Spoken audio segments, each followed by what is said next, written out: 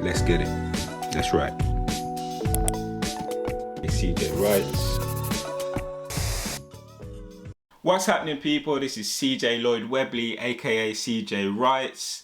Today we're going to be talking about the differences between screenwriting and playwriting and why I think it's actually harder to write a play than it is a screenplay. So the number one reason is plays are very dialogue driven.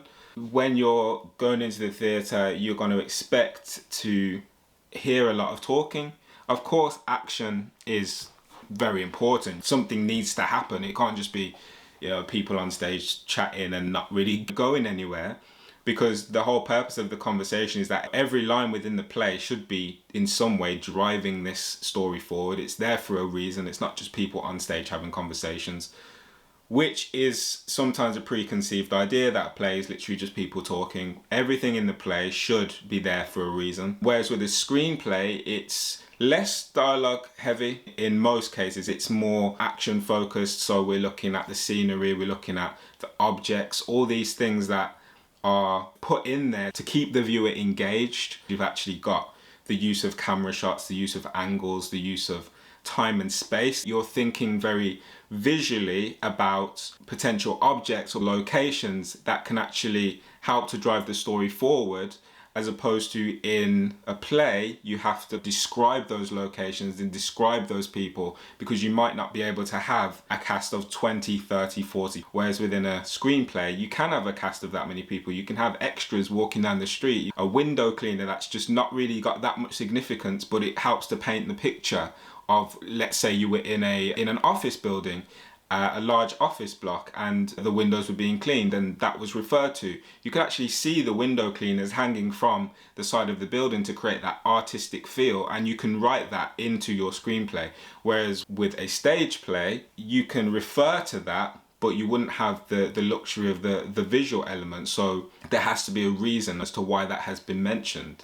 Otherwise, it can very much confuse the audience, because as I mentioned, it is very dialogue heavy, so people will latch on to different words or phrases and think, oh, that window cleaner was mentioned, but I don't understand the relevance of that. So you've just got to be really careful within a stage play about the types of things you get your characters to speak about, because it can throw the audience off if it's not actually that relevant to the piece.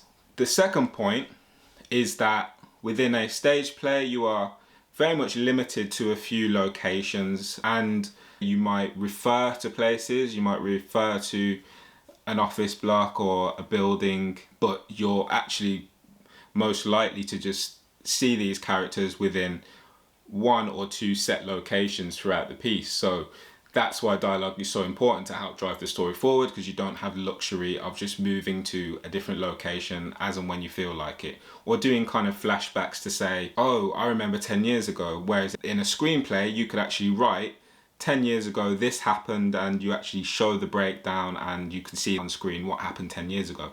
Unless you're doing it in a more stylized way, if you're doing your stage play in a more naturalistic way, then it's difficult to write flashbacks, because that then becomes more of a directorial decision, and they might decide they actually don't like using flashbacks. Flashbacks are kind of a preference thing, so a lot of people say to avoid doing flashbacks. I don't tend to do flashbacks in my plays unless it's, one, really important, and two, I'm thinking more stylistically about breaking away and challenging the form a little bit. If that's not the case, and I tend to not really use flashbacks. Being limited to location is why I think plays are typically harder to write than screenplays.